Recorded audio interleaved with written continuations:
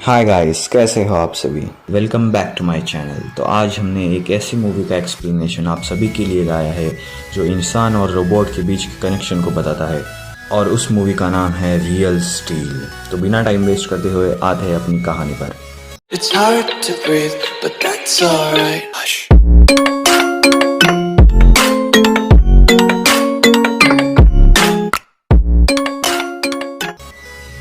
तो मूवी के स्टार्टिंग में हमें एक आदमी दिखाया जाता है जो कि बहुत ही केयरलेस होता है।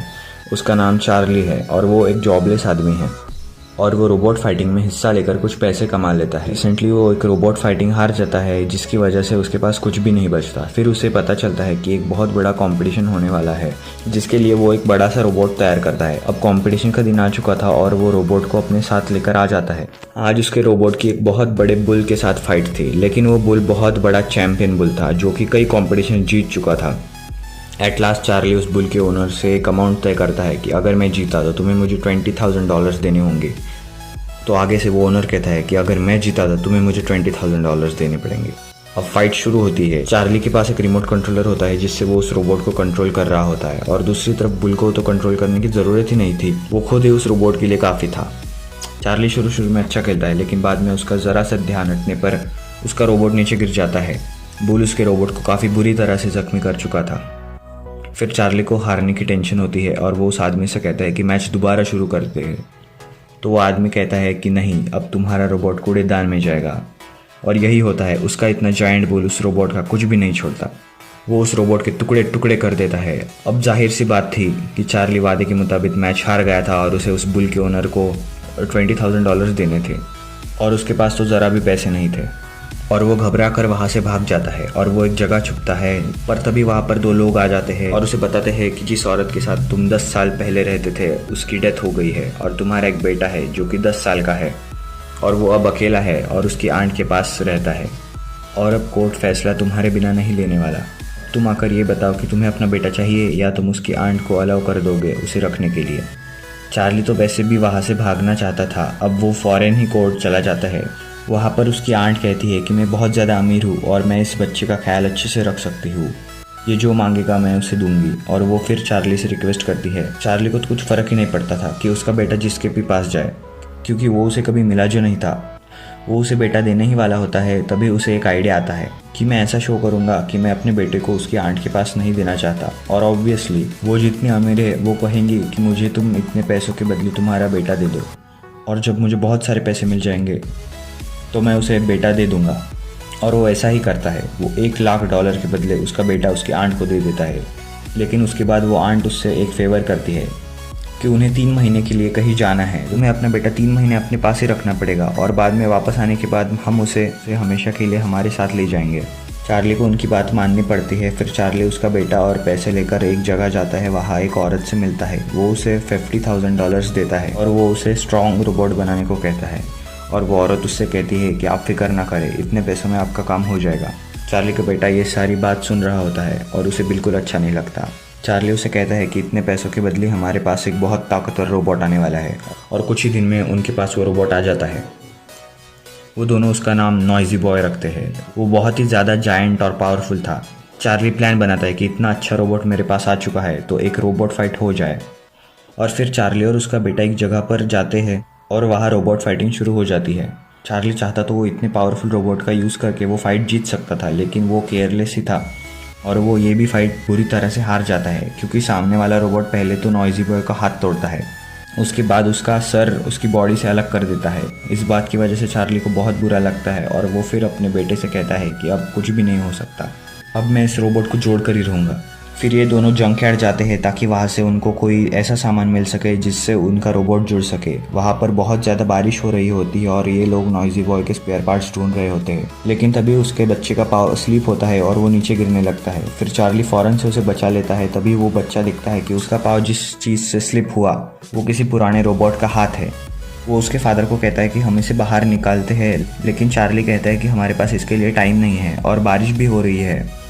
लेकिन वो बच्चा कहता है कि मैं खुद ही इसे निकाल लूँगा। उसके बाद वो दोनों चार्ली के दोस्त के पास जाते हैं जो कि रोबोट के बारे में थोड़ी बहुत नॉलेज रखती थी। फिर चार्ली अपने दोस्त से कहता है कि मेरा बेटा एक रोबोट लाया है, पता नहीं जंकयार्ड से कौन सा पुराना खटारा रोबोट उठा कर ले आया है। चार्ली का बेटा कहता है कि एक बार उसे देख तो लो। अब चार्ली की दोस्त उसे ठीक करती है जिससे वो रोबोट एक्टिवेट हो जाता है। उस रोबोट का नाम एटम था। वो बहुत ज़्यादा स्ट्रॉन्ग था और अनएक्सपेक्टेडली किसी को भी नहीं पता था। चार्ली भी ये देखकर खुश हो जाता है और वो अपने बेटे से कहता है कि हम इसे एक कॉम्पिटिशन में लेकर जाएंगे, एक बहुत बड़ी कॉम्पिटिशन में जिसमें दुनिया का सबसे ज़्यादा स्ट्रॉन्ग रोबोट रहेगा और उसे आज तक कोई भी नहीं हरा सका। एटम में एक ऐसी अच्छी एबिलिटी थी जो कि चीज़ों को याद कर लिया करता था, यानी उसे जो भी सिखाया जाता वो उसे फ़ौरन ही याद कर लिया करता। उसे चाहे फाइटिंग स्किल्स सिखाओ या फिर कुछ और, वो उसको कॉपी कर लिया करता था। अब चार्ली और उसका बेटा रोबोट की ट्रेनिंग करते हैं जिससे वो उस रोबोट से लड़ सके और फाइनली वो टाइम आ जाता है जब एटम काफ़ी ज़्यादा ट्रेंड रोबोट बन चुका होता है और वो कई कंपटीशन में हिस्सा लेकर सारी कॉम्पिटिशन्स जीत लेता है। और अब चार्ली को कई बार ऑफर होता है कि ये रोबोट बेच दो और चाहे तो $2 लाख ले लो, लेकिन चार्ली का बेटा इस बात पर एग्री नहीं होता और कहता है कि हम और फाइट्स करेंगे और एटम को ट्रेन करेंगे और फिर एक बड़े कॉम्पिटिशन में हिस्सा लेकर जीतेंगे भी। आज तो एटम का एक और स्ट्रॉन्ग रोबोट के साथ मैच था और अब ये फाइट शुरू हो जाती है। चार्ली के बेटे ने उससे डांस करना भी सिखाया था और वो डांस करते करते रिंग में एंटर होता है और उसका सामना एक 2 सर वाले रोबोट से होता है जो आते ही उस पर काफ़ी भारी पड़ता है और वो दोनों लड़ने लगते हैं। एटम और वो रोबोट दोनों एक दूसरे को पंच करते हैं और ऐसा लग रहा था कि दूसरा रोबोट जीत जाएगा, पर ऐसा नहीं होता और फाइनली एटम उसे अपनी पावर से मारता है और जीत जाता है, जिसकी वजह से चार्ली जीत जाता है और उसे काफ़ी खुशी होती है। फिर वहाँ से वो जाने ही वाला होता है तभी वहाँ उसका राइवल आ जाता है जिसके बुल के साथ चार्ली हारा था और उसे उसके $20,000 देने थे, लेकिन उसने दिए नहीं थे। तो बुल का ओनर उसे बहुत मारता है और उसके सारे पैसे ले लेता है।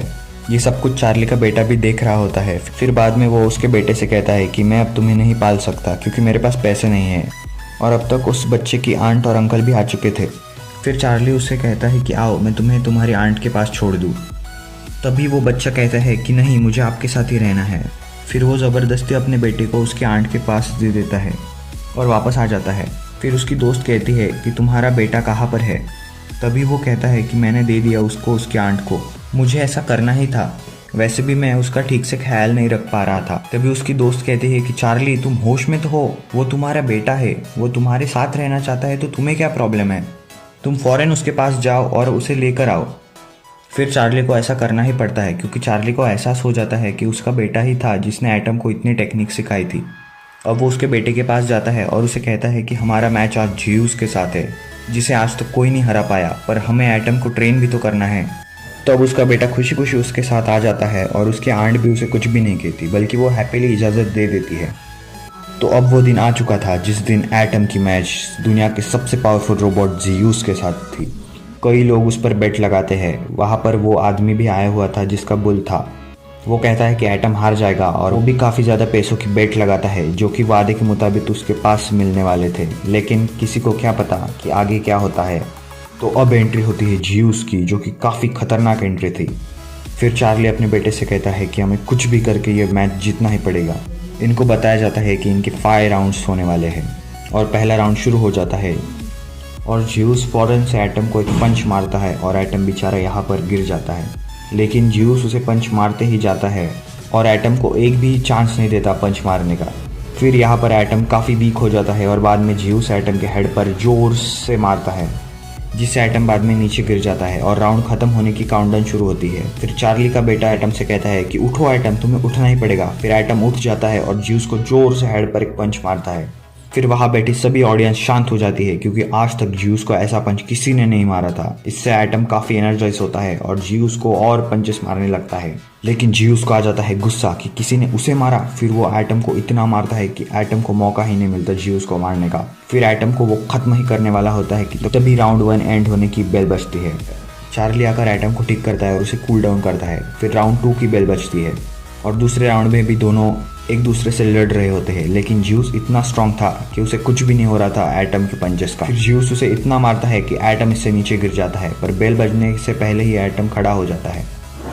फिर राउंड 3 शुरू होता है और ऐसा ही चलते रहता है, पर अब तक एटम रोबोट बहुत मार खा चुका था लेकिन चार्ली और उसका बेटा उसे एनकरेज करते रहते हैं, जिससे एटम में हिम्मत कायम रहती है और वो जीउस को मारते रहता है। फिर जीउस एटम को रिंग के कॉर्नर में ले जाकर उसे इतने पंचेस मारता है जिससे एटम की बॉडी से धुआं निकलना शुरू हो जाता है और एटम फाइनली काफी डाउन होता है। इससे पहले कि एटम का सिस्टम पूरी तरह से खराब हो जाए, राउंड के एंड की बेल बजती है।